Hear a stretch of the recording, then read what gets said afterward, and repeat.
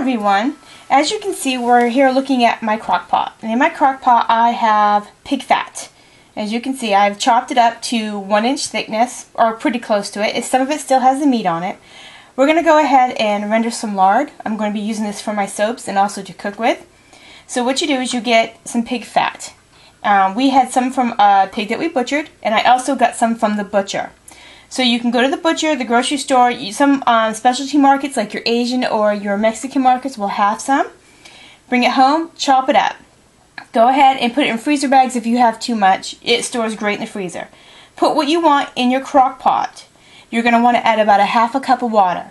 You will heat this for probably about 10 hours, 10 to 12 hours to get all the lard. You will render it twice. The first rendering will be the lard that you're going to use for your pastries, your soaps. It'll come out very, very white. The second rendering will be your stuff that you're going to use for like when you fry eggs, to grease your pans and stuff with. That will be with the second rendering. And then the last will be your crackling. So once you just go ahead and add your pig fat to your crock pot just like this. Leave the lid off.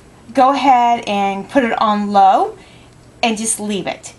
Come back and check on it, maybe every couple hours, whatever. Don't worry about the water in here, it will evaporate. But you need to leave the lid off so that way any water that's in here will evaporate out and you'll be left with nothing but pure fat, pure lard. And I'll come back to you after this is all done and we'll do the first rendering. Hi everyone, it's been about 10 hours and as you can see I have a nice layer of oil or the lard on the top. And what we're going to do now is we're going to go ahead and scoop out all the fat that's left over. Get a little bit closer so you can see the chunks of fat that have sunk to the bottom. We're going to scoop them out and we're going to place them in a bowl with cheesecloth.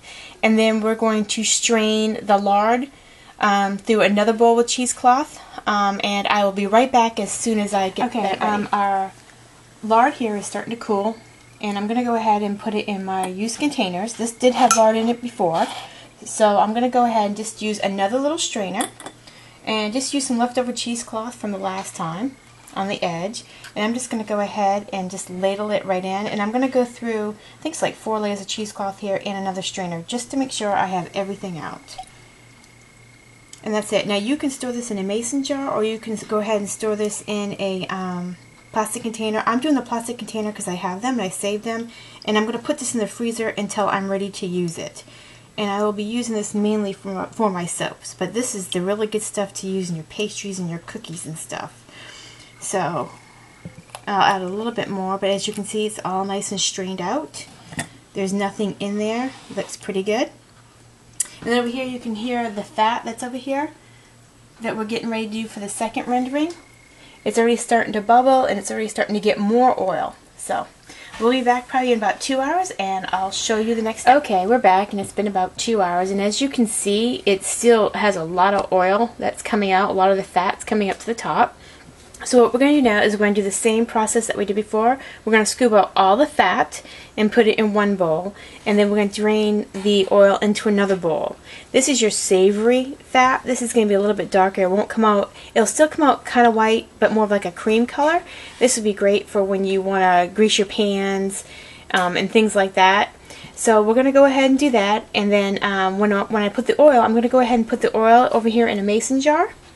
So I can go ahead and put it in the refrigerator. Now this right here is what it should look like when it's all done. This is a savory oil.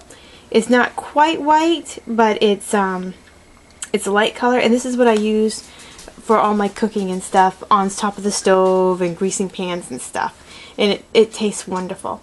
Okay, so I'll back to you once we go ahead and get this scooped out. And I just want to know, as a side note, you can redo this again. You can keep putting this back in the crock pot and get more oil out. It will be more of a darker oil every time you do it, and you'll notice the different layers when you put it into your jar. We're going to go ahead and do this, and then I'll show you how I do my cracklings. As you can see, this is our leftover fat. And this is the oil that we got from that, and this is the savory oil.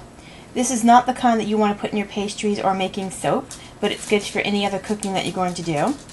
So what we do now is we're going to move on, and I will show you how to do cracklings in the oven. Now that we're all done getting all our fat out, we are left over with the cracklings. And you can either deep fry or put it in the oven. I'm going to go ahead and put it in the oven. You set your oven at 375. Go ahead and put this on a cookie sheet, and you're going to have some leftover oil on there. Just go ahead and spread it around. And put it in your oven for about 25 to 30 minutes or until it's crispy for you. And there you go. You have cracklins. Thanks.